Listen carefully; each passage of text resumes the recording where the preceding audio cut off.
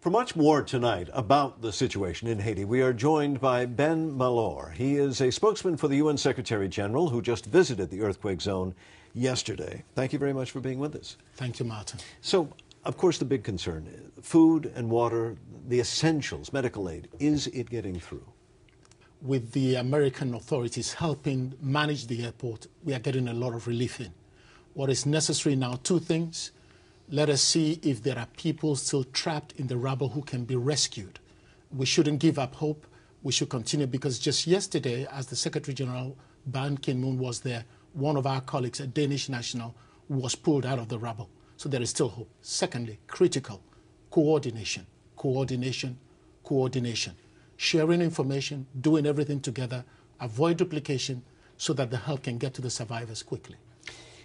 I would imagine with all these nations that want to help, coordination is both diplomatically and logistically hard to bring together. If you talk about governments and donors, that is one thing. Organizations that have been involved in relief know that coordination is key. Even from the Pakistani earthquake where I was to help with the relief, lessons have been learned. If you consider the tsunami, lessons have been learned. So there are tried and tested methods of overcoming the bottlenecks to get the help to the survivors of the earthquake, to rescue people, to treat the injured, and provide food and shelter as quickly as possible. There is experience, there is expertise all across the board, particularly within the United Nations, to do the coordination. How problematic is the security situation? We've heard these reports of looting. How much of a problem is it for the relief effort? What we understand in the United Nations is that it's relatively calm. And the Secretary General Ban Ki-moon actually paid tribute to the resilience of the Haitian people. If we find isolated, sporadic cases of looting, we should be careful not to generalize as if it's widespread. UN peacekeepers, troops, and police in Haiti are helping to guarantee security for food delivery, humanitarian relief delivery, and they're working with the Haitian police, who are increasingly becoming active, and that is happening on the ground.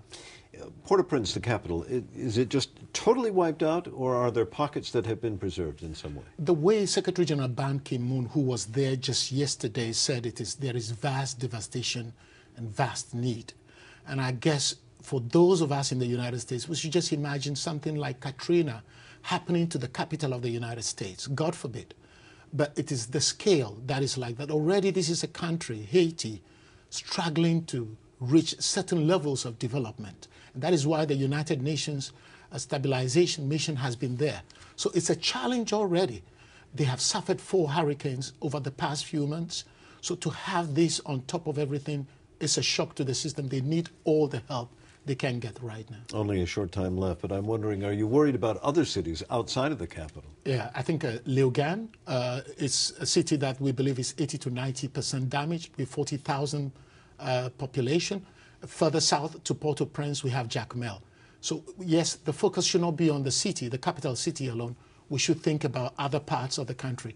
That is very, very important. Ben Malor, thank you very much. My pleasure, Martin.